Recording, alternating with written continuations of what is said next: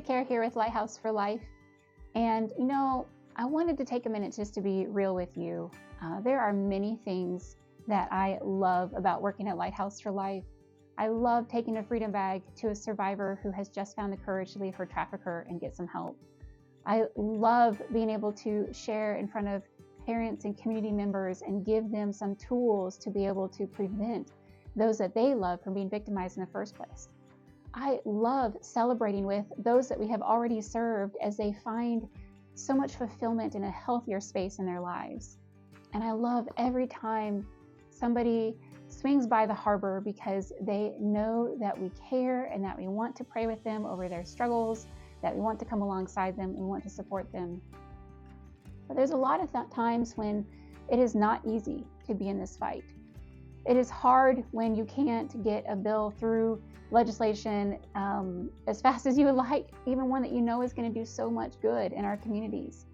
It is hard to see Caris homes still sitting empty when I get phone calls all the time about youth that could benefit from its services and its programs. And it's hard when you watch the internal battle that a survivor faces and then see them succumb and go back into the life when you know that there's another way of hope. A few days ago, on one of those especially hard days, I went home and checked my mail, and I had received a card from a good friend of mine, Carol Skold, from Sebring, Florida, and inside was a pamphlet that had the word perseverance on it. It was so timely for me to receive that because I needed a reminder to just persevere in this. And especially as I think of Easter coming up and how Christ has persevered in his loving pursuit of me, even to the point of death on the cross to give me hope and freedom and new life, I'm reminded of why I do what I do every day. And it's because there is hope. There is hope here in the temporary with relief, and there is eternal hope. And I don't want to give up, especially when I know I have friends like Carol and so many others fighting for us here at Lighthouse for Life. Today I have a specific ask for you.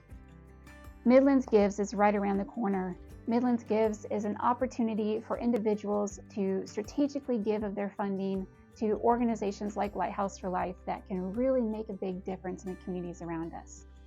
You can do so by going to midlandsgives.org and searching for Lighthouse for Life. This year, our goal is $30,000. This year, our focus, again, is still in getting Caris Home up and running, having it be that place of safety for teenage girls who've been victimized by sex trafficking. We do have, thanks to so many supportive and donations in the community, 2 months of operational reserve on standby that we can use to go ahead and start hiring the staff that we need while we're pursuing the contract side with DSS. However, the last thing that we want to do is open Caris Home and bring in residents only to see it fail because we don't have the sustainable income to keep the program open and operational.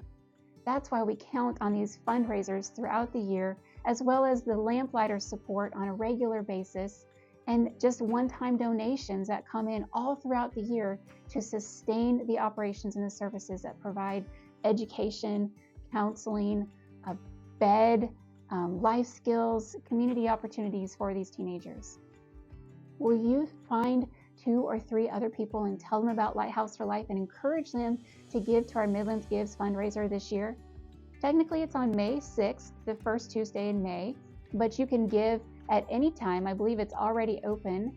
And again, our goal is $30,000 that will help us to open those doors of Caris Home.